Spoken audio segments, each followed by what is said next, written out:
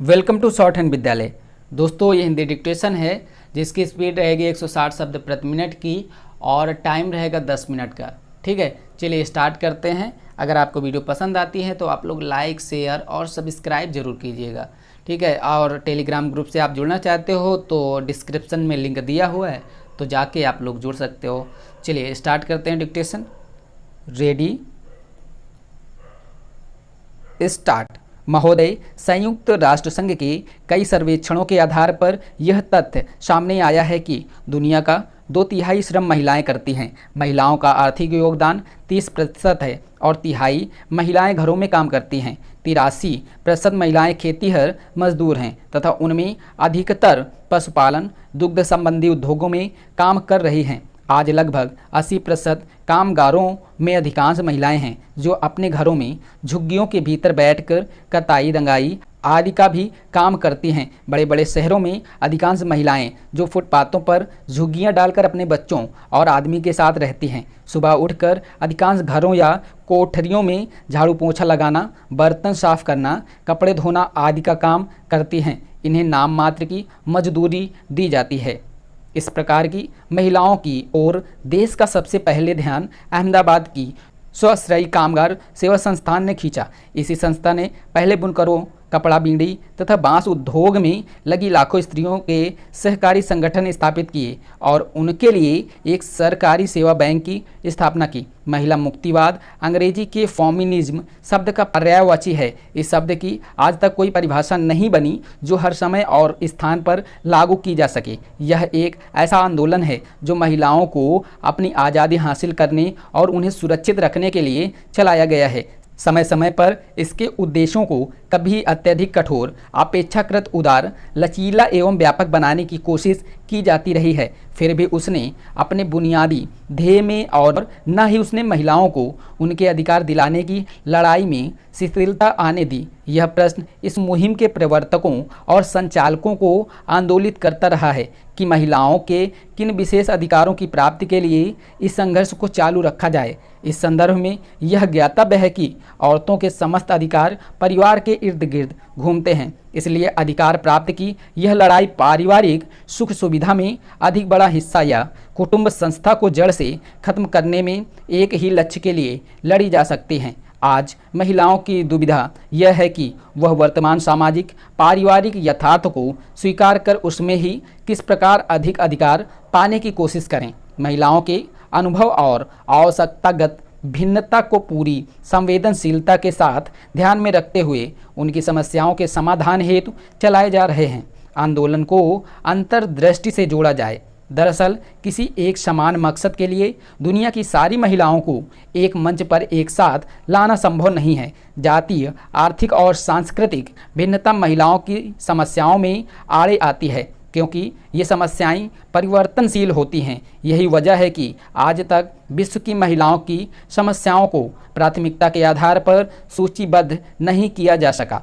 महोदय, हालांकि आज महिलाएं अपार इच्छा शक्ति लिए पुरुषों के समान अधिकार पाने का दावा पेश कर रही हैं, साथ ही चाहती हैं कि वे आत्मनिर्भर होकर स्वतंत्रता के साथ समाज में रह सकें। इसके बावजूद ऐसी असंख्य महिलाएं भी हैं जो मात्र औरत होने की वजह से अभिशप्त हैं। कहीं कम अधिकार पाना उनकी मूल समस्या है तो कहीं काम करने का अधिकार प्राप्त करना उनकी आवश्यकता। इस प्रकार भिन्न भिन्न स्थानों पर महिलाओं का मान व स्थान भिन्न भिन्न रहा है। उसके उदाहरण सर्वत्र बिखरे हुए हैं। सुखद स्थिति यह है कि आज महिलाएं भी ऊंचे ऊंचे पदों पर कार्यरत हैं। आज वे मात्र खाना पकाने वाली सेविका नहीं हैं बल्कि सर्वसंपन्न गृहस्वामिनी भी हैं। उन्हें शिक्षा ग्रहण करने, मत देने तथा बोलने का पूरा अधिकार है। वे अपरिचितों से बातें कर सकती हैं, सभाओं में बोल सकती हैं, निर्वाचन में भाग ले सकती हैं। अब वे बंदी नहीं हैं, स्वच्छंद विचरण करने वाली आज़ाद भारत की आज़ाद नारी हैं।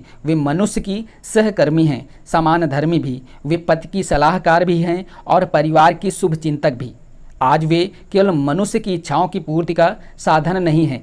आज की जीविकोपार्जन करने वाली महिला को घर तथा समाज में अधिक सम्मान प्राप्त है। सिनेमा हॉलों में सिनेमा देख सकती हैं और शादी ब्याह में भी जा सकती हैं, उद्यमी बन सकती हैं, विदेश घूम सकती हैं, विदेश जाकर सर्वोत्तम शिक्षा तथा प्रशिक्षण प्राप्त कर सकती हैं। आज महिला को संपत्ति का अधिकार प्राप्त है। इसके बावजूद आज भी महिलाएं दहेज की कुप्रथा से प्रेरित हैं। उन्हें मारा पीटा जाता है, जलाया जाता है, सताया जाता है, जिनसे तंग आकर कई महिलाएं आत्महत्या तक करने को मजबूर हो जाती हैं और कोई तो आत्महत्या भी कर डालती हैं। क्या इन स्थितियों के रहते महिलाओं का संपूर्ण विकास माना जाएगा? वर्तमान में जिस रफ्तार से हमारे देश में श्रमिक महिलाओं का शोषण जारी है, उस हिसाब से अनेक मामले आयोग के सामने आने चाहिए, लेकिन नहीं आ पाए। इसका मतलब यह नहीं है कि हमारे देश में श्रमिक महिलाओं की स्थिति बेहतर है या उनकी कोई समस्याएं नहीं हैं, ना ही उनका कोई शोषण हो रहा है, बल्कि यह स्थिति शांत समुद्र की तह में घुमड़ते तूफान के आने का द्योतक है। वर्ष 1986 के समान पारिश्रमिक अधिनियम के अनुसार तो महिला एवं पुरुषों को समान कार्य के लिए समान वेतन प्राप्त करने का अधिकार है। वर्तमान में न्यूनतम मजदूरी पारिश्रमिक अधिनियम के अनुसार श्रमिक को 31 रुपये दिए जाने का प्रावधान है, लेकिन घरों तथा लघु उद्योगों में दिहाड़ी पर एक बाजार में काम कर रही महिलाओं को इससे बहुत कम मजदूरी दी जाती है। सिलाई कढ़ाई के कामों में लगी महिलाओं को निश्चित अवधि से ज़्यादा काम करने के बाद भी 15-20 रुपये से ज़्यादा नहीं मिल पाते।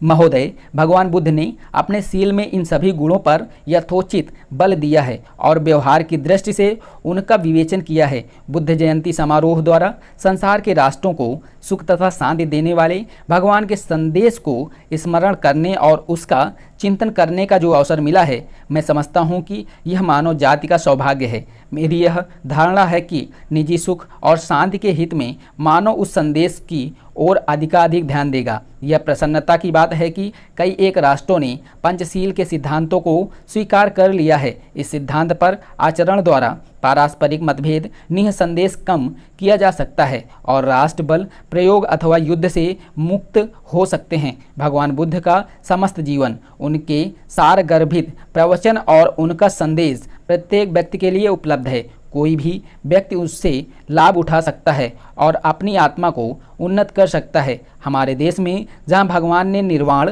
प्राप्त किया और प्रथम उपदेश दिया, महात्मा बुद्ध का जनता के हृदयों में ऊंचे से ऊंचा स्थान है। प्राचीन परंपरा के अनुसार भारत के लोगों ने उन्हें कालांतर में ईश्वरीय अवतार का पद दिया था और इस देश से बौद्ध मत के लुप्त हो जाने के बाद भी विष्णु के रूप में उनकी पूजा बराबर होती रही। भगवान बुद्ध की विचारधारा तथा उनके सदुपदेश का हिंदू विचारधारा पर गहरा प्रभाव पड़ा है और बौद्ध शील आज भी हिंदू धर्म का एक अंग है। मैं विनम्रतापूर्वक एक और बात कहना चाहूँगा। भगवान बुद्ध ने इसी भूमि में निर्वाण प्राप्त किया और यही उन्होंने धर्म प्रचार की व्यवस्था की। सदियों तक इस देश की अधिकांश जनता बौद्ध मत की अनुयायी रही और यहाँ के प्रतापी नरेशों और धर्मरत भिक्षुओं के अध्यवसान से बौद्ध मत का अनेक देशांतरों में प्रसार हुआ, किंतु संयोग से अथवा कुछ ऐतिहासिक कारणों से बौद्ध मत प्रायः भारत से लुप्त हो गया। यह सब होते हुए मैं कह सकता हूँ कि 2000 वर्ष की इस समस्त अवधि में भगवान बुद्ध के प्रति यहाँ के लोगों की आस्था तथा श्रद्धा बराबर रही। विश्व के इतिहास में शायद और कोई ऐसा उदाहरण नहीं मिलेगा। मुझे कोई भी दूसरा देश ऐसा दिखाई नहीं देता जहां कोई अवतार हुआ हो और समस्त जनता कुछ समय तक उसकी अनुयायी रहकर किसी अन्य मत को अपना चुकी हो, परंतु फिर भी उस देश में उस अवतार का वही आदर और उसके प्रति वही आस्था की भावना बनी रही हो जैसी भारत में भगवान बुद्ध के प्रति हजारों वर्षों से रही है। हो सकता है कि यह सहिष्णुता और यह उदारता इस देश को स्वयं भगवान बुद्ध की ही देन हो। इस समय मानव एक संध्याकालीन समय से होकर गुजर रहा है। भौतिक विज्ञान एक पराकाष्ठा तक पहुंच चुका है। ऐसा मालूम पड़ता है कि मानव ने भौतिक संपन्नता को ही सुख का एकमात्र साधन मान लिया है। महोदय, भारत विशेषकर गाँव में ही बसता है और यद्यपि इन दिनों शहरी जनसंख्या बड़ी तेजी के साथ बढ़ रही है, पर यह आज भी सच है कि भारत ज़्यादातर गाँव में ही बसता है। गाँव और गाँव वालों की उन्नति के लिए जो कुछ भी किया जाए उसका केवल स्वागत ही नहीं होना चाहिए, बल्कि उसको प्रोत्साहन देने के लिए सरकार और लोगों को प्रत्येक संभव प्रयत्न करना चाहिए। महात्मा गांधी इसलिए गाँवों के विकास पर बहुत जोर दिया करते थे। यह एक बड़ा शुभ विचार है कि आज उनके जन्मदिन पर इस सामुदायिक विकास योजना को प्रारंभ किया जा रहा है। इस देश में सामुदायिक विकास और सामुदायिक योजना नए शब्द हैं, पर यह विचार बहुत पुराना है। इसका मौलिक तात्पर्य किसी एक दिशा में उन्नति के विपरीत चहुमुखी उन्नति से है। अधिक अन्न उपजाऊ संबंधी कार्यक्रम से तथा विभिन्न राज्य सरकारों और गैर सरकारी संस्थाओं द्वारा देहात सुधार के क्षेत्र में किए गए कार्य से हमारे अनुभव से यह सिद्ध हो चुका है कि देहाती जीवन के सभी पहलू एक दूसरे से संबंध है और यदि अलग अलग लिया जाए तो स्थायी परिणाम प्राप्त नहीं हो सकता। इसका यह अभिप्राय नहीं कि विशिष्ट समस्याओं को महत्व न दिया जाए, परंतु उनसे संबंधित आयोजन किसी विस्तृत योजना के ही अंग होने चाहिए और वे समस्याएं उस योजना के अंतर्गत आ जाएं। इस काम में सफलता तभी मिल सकती है जब सरकारी व्यवस्था, गैर सरकारी नेतृत्व और जनता के उत्साह में परस्पर सहयोग हो और खेती, शिक्षा, स्वास्थ्य, सफाई, पशु सुधार तथा बेकारी दूर करना इत्यादि सभी प्रकार के काम एक साथ हाथ में लिए जाएं। महात्मा गांधी की प्रेरणा से उनके अनुयायियों ने देश के अनेक भागों में इस प्रकार के काम बहुत निस्वार्थ भाव से किए हैं और दूसरी संस्थाओं तथा व्यक्तियों ने भी इस दिशा में बहुत कुछ किया है, लेकिन पर्याप्त धन और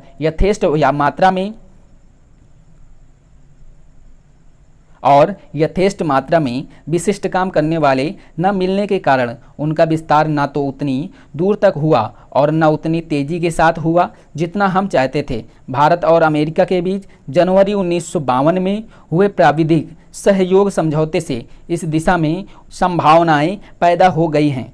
मेरा बराबर यह विश्वास रहा है कि भारतीय किसान खेती के काम में कुछ नौसिखिया नहीं है और उसे इसका कई पीढ़ियों का अनुभव है। बिहार के किसानों ने पिछले 20 वर्षों में जिस तेजी के साथ नए प्रकार की गन्ने की खेती अपना ली है, उससे यह बात प्रमाणित हो जाती है कि भारतीय किसान लकीर का फ़कीर नहीं, जो नए सुधरे हुए तरीकों को अपनाना नहीं चाहता। इसलिए आवश्यकता इस बात की है कि उसे इस बात का संतोष और विश्वास दिला दिया जाए कि किसी नई पद्धति से या किसी नई किस्म की चीज़ उपजाने से उत्पादन अधिक होगा। देश के सामने खाद्यान्नों का प्रश्न अत्यंत महत्व का है। स्टॉप।